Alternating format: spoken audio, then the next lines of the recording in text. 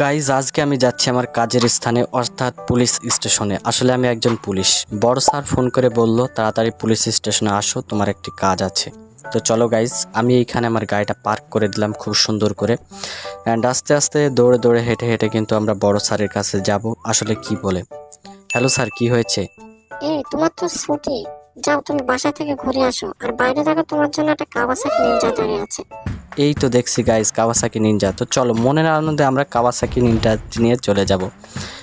তো গাইজ ততক্ষণ পর্যন্ত তোমরা যারা ভিডিওতে লাইক করেনি লাইক করো, চ্যানেল নতুন হলে সাবস্ক্রাইব করো প্লিজ। তো গাইজ আমি যাব হাই স্পিডে, কিন্তু ও মাই গড, এই গাড়িওয়ালাটা এখানে দাঁড়িয়ে আমার সাথে এটা কি করলো? আমি কোথায়? ও মাই গড, এটা তো আমি আমার বাসার মধ্যে রয়েছি, আমি তো সহি সালামত আছি। এই তোর সাথে যার কার অ্যাক্সিডেন্ট হয়েছিল তার লোকেশন দেখ, আমি পাঠিয়ে দিয়েছি। তো গাইজ আমার বন্ধু আমাকে লোকেশন পাঠিয়েছে, অ্যান্ড গাইজ লোকেশন অনুযায়ী এসে তাকে মেরে দিলাম।